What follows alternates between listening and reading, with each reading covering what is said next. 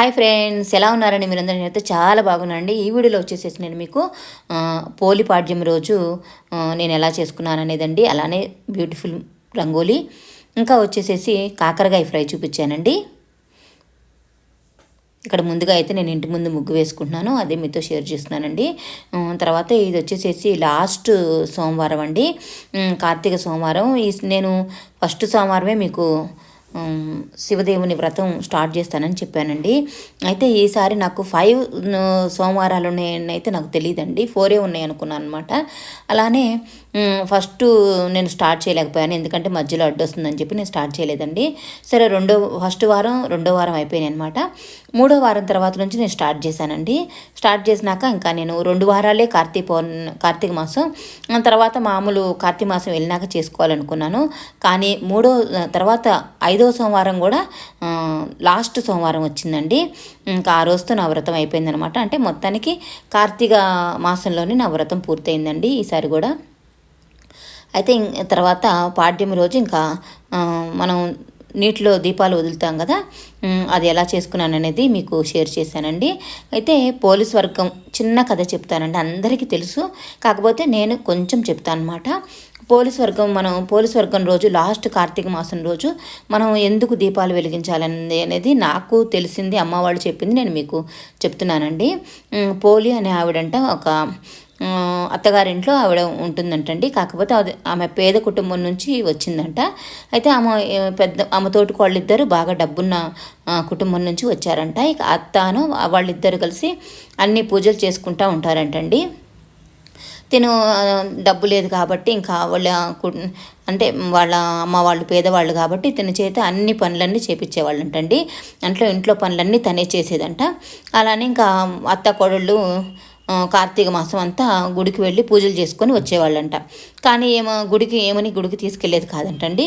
ఆవిడ ఏం చేసేదంట, ఇంట్లోనే రోలు ఉంటుంది కదా, రోలే శివుంది లింగాకారంలాగా ఆమె అనుకొని ఆ రోలు పత్రానికి పసుపు రాసి శుభ్రంగా కడిగి పసుపు రాసి బొట్టు పెట్టి అక్కడే దీపం పెట్టుకొని ఆయనే శివయ్యలాగా ఆయనకి దండం పెట్టుకునేదంటండి.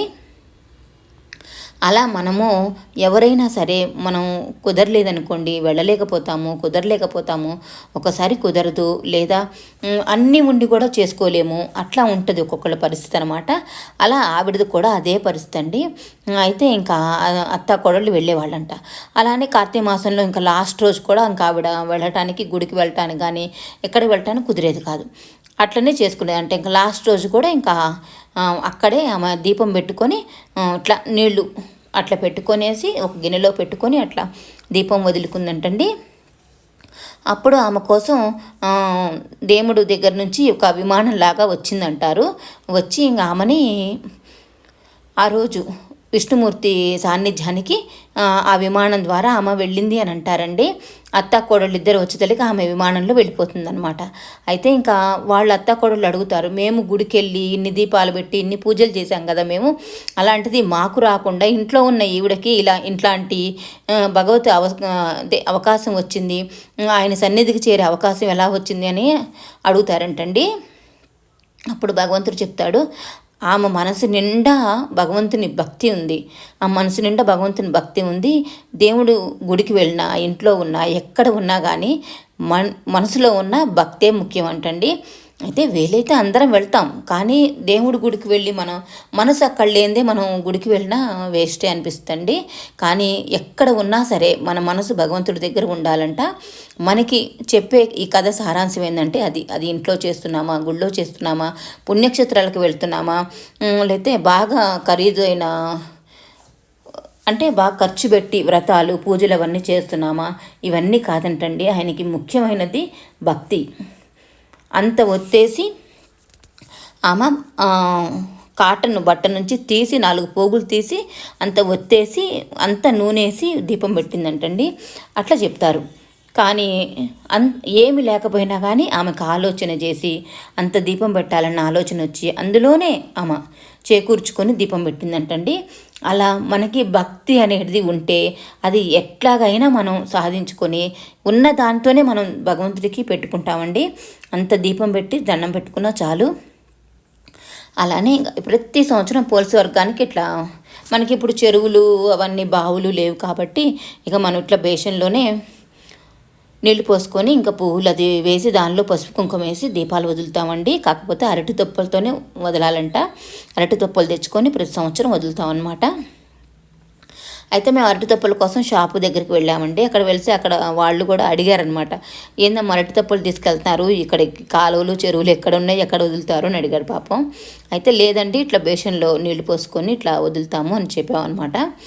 అయితే మనం భక్తి అనేది ముఖ్యమండి. ఎక్కడ చేస్తాం, ఏం చేస్తాం, ఎలా చేస్తాం అనేది కాదు, కార్తీక మాసం నెల మొత్తం దీపాలు పెట్టుకోవాలి అని మన మనసులో ఉంటే కనుక ఎట్లా అయినా మనం పెట్టుకోగలుగుతాం. ఈసారి నేను కార్తీక మాసం నెల మొత్తం ఏం చేయలేదండి. కాకపోతే మొదటి సోమవారం అంటే పాడ్యం రోజు మొదటి రోజు మనం మొత్తం పూర్తిగా మాసం నెల మాసం మొత్తం చేయలేని వాళ్ళు కార్తీక మాసం స్టార్టింగే దీపావళి వెళ్ళిన తెల్లారి అమావాస్య వెళ్ళిన తెల్లారి పాడ్యం వస్తుంది. పాడ్యం స్నానం చేయొచ్చంటండి.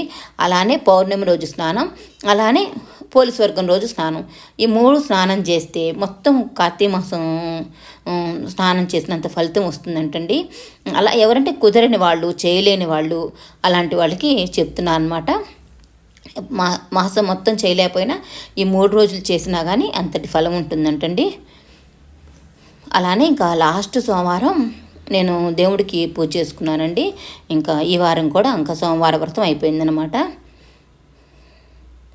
ఇంతే అండి, నాకు తెలిసిన కొన్ని విషయాలు మీతో షేర్ చేసుకున్నాను. అవే నాకు అమ్మ వాళ్ళు చెప్పింది, పెద్దవాళ్ళ దగ్గర చూసింది. ఇలాగా కార్తీక మాసం నెల మొత్తం చేసుకుంటాం కదా, ఇంకా చేయని వాళ్ళు అంటూ అసలు ఎవరు ఉండరండి. కనీసం కార్తీక స్నానం 3 రోజుల స్నానం అయినా ఎవరైనా చేస్తాము. ఈ నెల మొత్తం విష్ణుమూర్తికి శివుడికి పూజ చేసుకుంటామండి.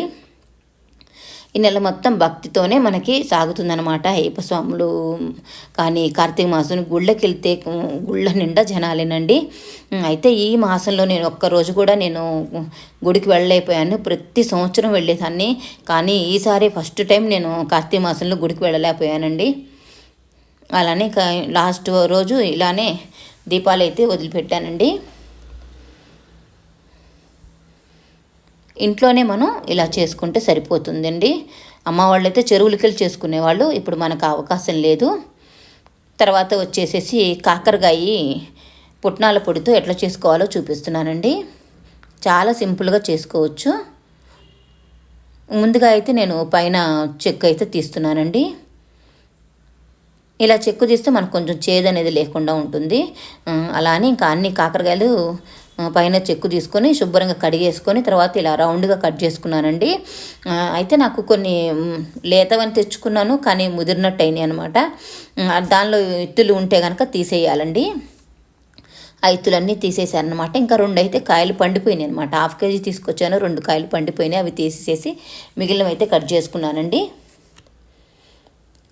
తర్వాత ఇంకా ఆ ముక్కల్ని కొంచెం పసుపు కొంచెం ఉప్పు వేసి గిన్నెలో మనం కొంతసేపు పక్కకు పెట్టాలండి. కొంచెం ఆ నీరంతా కారినాక కొంతసేపు ఆగినాక కర్రీ చేసుకుందాం, అంటే ఫ్రై చేసుకుందాం అనమాట. మూత పెట్టుకొని పక్కకు పెట్టుకున్నాను. ఇవన్నీ అయితే ఇంకా పప్పుల పొడికి ఇవన్నీ ప్రిపేర్ చేసుకొని పెట్టుకున్నానండి. తర్వాత పొయ్యి మీద కళాయి పెట్టుకొని అందులో ఆయిల్ వేసుకున్నాను. ఒక 3 స్పూన్లు ఆయిల్ అయితే వేసుకోండి. 1/2 కేజీకి ఎంత సరిపడుతుందో అంత చెప్తున్నాను. నాకు కాయలు తగ్గినా కానీ 1/2 కేజీకి మీరు ఎలా అయితే చేసుకోవాలో దానికి చెప్తున్నాను. కాకరకాయ అయితే మనం చెక్కు తీసుకొని సన్నగా ముక్కలుగా కట్ చేసుకున్నాం కదా, ఇట్లాగా రౌండ్గా. వీటిని మళ్ళీ పసుపు ఉప్పు వేసేసి గిన్నెలో నానేసానండి. ఒక 1/2 అవర్, ఒక 20 మినిట్స్ అట్లా నానబెట్టుకోండి. నానబెట్టుకున్నాక ఇప్పుడు మనకి నీరు ఊరుతుందండి. దీన్ని మనం గట్టిగా పిండేసి ఆయిల్లో వేసుకోవాలి.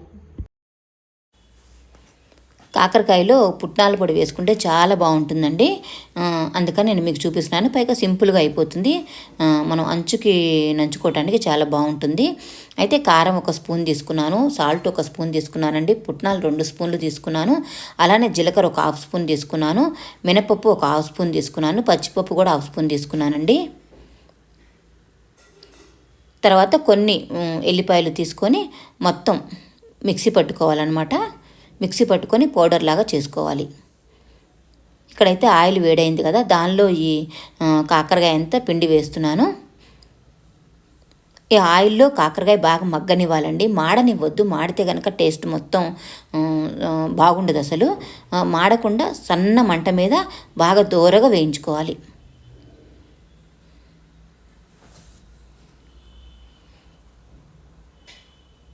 ఆయిల్ అయితే 3 స్పూన్స్ సరిపోతుందండి. హాఫ్ కేజీకి నేను చెప్తున్నాను. నాకైతే 2 కాయలు తగ్గినాయి, అయినా కానీ హాఫ్ కేజీకి నేను కొలతలన్నీ హాఫ్ కేజీకే చెప్పానండి. ఇవన్నీ పిండి వేసుకుంటున్నాను దానిలో. చూడండి అడుగున నీరంతా ఇట్లా వచ్చేసిందనమాట. మీకు చేదు అనేది ఉండదండి, చాలా టేస్టీగా ఉంటుంది. కరకరలాడుతూ చాలా టేస్టీగా అనిపిస్తుంది. ముఖ్యంగా పప్పులోకి, సాంబార్లోకి వాటికి నంచుకోవాలంటే చాలా బాగుంటుందండి. ఆలుగడ్డలో కానీ దేనిలో అయినా మనకి బాగా మంచి టేస్ట్ అనేది వస్తుందండి. ఇక ముక్కలైతే బాగా ఫ్రై చేసుకుంటున్నాను ఆయిల్లో. కాకరకాయ తింటే చాలా మంచిదండి, పిల్లలకు కూడా పెడితే చాలా మంచిది. చేదు అనేది మన కడుపులో పోవాలన్నమాట. మనం పులుపు, స్వీటు ఎక్కువగా తింటుంటాము, అప్పుడప్పుడు ఇట్లా చేదు కూడా తినాలండి.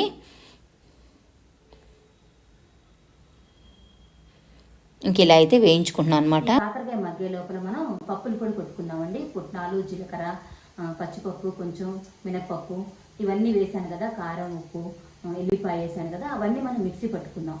మిక్సీ పట్టుకొని పొడి చేసుకొని గిన్నెలో వేసుకోవాలి. ఇవన్నీ బాగా ఎండబెట్టి బాగా తడి లేకుండా మనం మిక్సీ పట్టుకొని ఒక డబ్బాలో కూడా వేసుకొని పెట్టుకోవచ్చండి.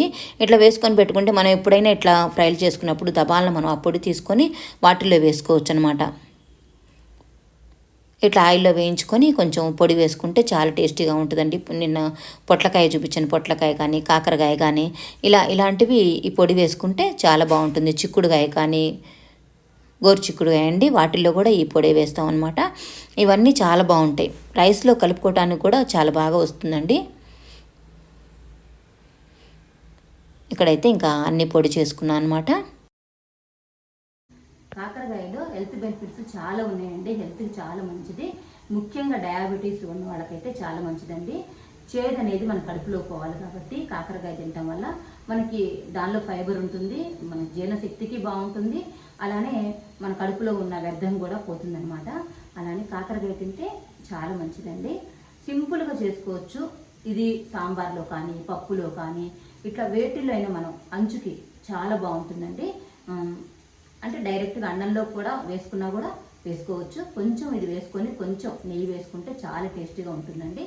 అలానే అంచుకైనా కూడా చాలా బాగుంటుంది. కాకరకాయ మాడనేయకుండా అటు ఇటు తిప్పుతూ మంచిగా ఫ్రై చేసుకోవాలండి. చాలా టేస్టీగా ఉంటుందండి. పప్పుల పొడి వేసుకుంటే చాలా టేస్టీగా ఉంటుంది. ఇంకా కాయలు కూడా మనం ఫ్రై చేసుకోవచ్చు, అవి కూడా చాలా బాగుంటాయండి. ఇక్కడైతే ఇంకా పొడంతా వాటిల్లో వేసుకున్నాను అనమాట. నాకైతే కొంచెం పొడి మిగిలింది, ఎందుకంటే కాయలు తగ్గినాయి అని చెప్పాను కదా, కొంచెం పొడి అయితే మిగిలిందండి. మీరు హాఫ్ కేజీ కాయలు కరెక్ట్గా వేసుకుంటే కనుక పొడి నేను చెప్పింది మొత్తం పొడి కరెక్ట్గా సరిపోతుందండి. నాకు కాయలు తగ్గినాయి కాబట్టి కొంచెం పొడి మిగిలింది అంతే. ఇంతే అండి, చాలా సింపుల్గా చేసుకోవచ్చు. మనం కట్ చేసుకొని పెట్టుకుంటే ఇలాగ పొడి కూడా మనం రెడీ చేసుకొని ఒక డబ్బాలో పెట్టుకున్నాం అనుకుంటే ఎప్పుడైనా మనం ఇట్లా కాకరకాయ కానీ ఇవి రెడీ చేసుకోవాలంటే తొందరగా అయిపోద్దండి. టేస్టీగా చాలా బాగున్నాయండి. పప్పుల పొడి వేసుకొని చేసుకుంటే చాలా టేస్టీగా ఉంటుంది. మనం రైస్లో నంచుకోవడానికి ఎంతో బాగుంటుందండి.